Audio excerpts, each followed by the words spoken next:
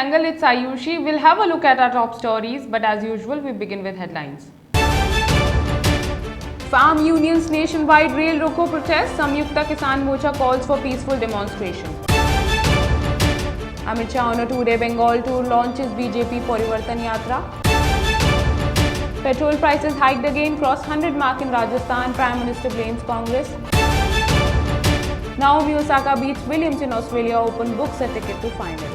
The United States announces talks with India, Japan and Australia to further boost the Quad alliance despite warnings from China.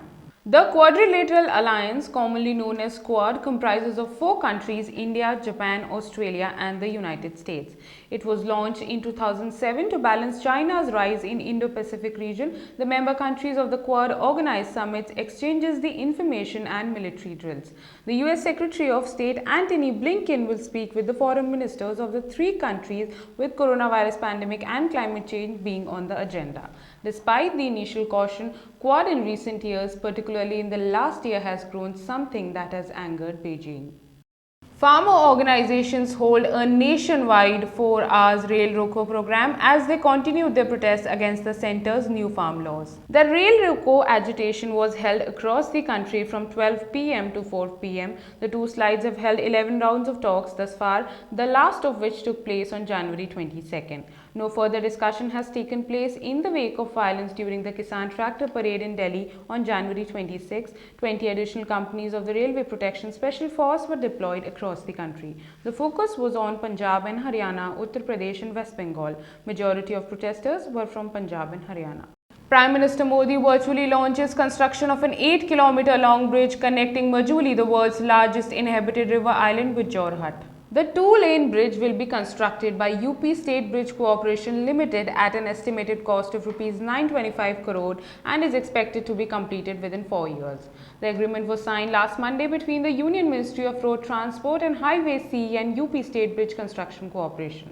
Following this, Modi will be undertaking his 3rd trip in 30 days to the pole-bound state when he visits Dhemaji on the northern bank of the Brahmaputra on February 22nd. Home Minister Amit Shah is on a 2-day political tour of pole-bound West Bengal. The Home Minister paid visit to the Bharat Sevashram Sangh at Raj Bihari Avenue in Kolkata in the morning, followed by a visit to Kapil Muni Ashram at Ganga Sagar. In the afternoon, Shah launched the Parivartan Yatra from Namkhana and then had lunch with the family at Narayanpur village. He also took part in a roadshow at Namkhana. On Friday, the Home Minister will pay tributes to martyrs from the state at the National Library in Kolkata. The Union Ministry of Health and Family Welfare reports 12,881 new coronavirus cases and 101 deaths in the past 24 hours. With the new cases, the coronavirus tally in the country has reached 1,950,201, including 1,37,342 active cases and 1,656,845 discharges. The death toll has mounted to 1,56,114, with the loss of 101 more lives due to the virus in the last 24 hours. Meanwhile, India has reported 4 cases of South Africa variant strain of SARS-CoV-2 and 1 case of Brazil variant strain, the Union Health Ministry informed on Tuesday. Continuing its upward trend, petrol and diesel touches new highs across the country. The highest was seen in Rajasthan's Sri Ganganagar.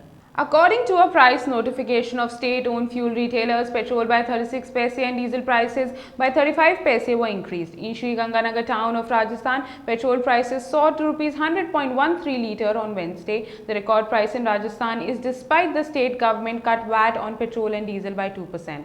Prime Minister Narendra Modi, however, blamed the previous governments for not focusing on reducing India's energy import dependence. Domestic equity market benchmarks that BSE Sensex and Nifty 50 was seen trading flat on Thursday. BSE Sensex was hovering around 51,800 while the broader Nifty 50 index was ruling 15,250. Top BSE Sensex gainers were ONGC, State Bank of India, IndusInd Bank, NTPC, Tech Mahindra, Asian Paints, Power Grid Corporation of India, among others. Nifty sectoral indices were trading mixed, with Nifty PSU Bank Index gaining 3.3% while Nifty Pharma lost nearly 0.5%. Meanwhile, today is the last day to subscribe to Rs 820 crore Railtail Corporation of Indian IPO.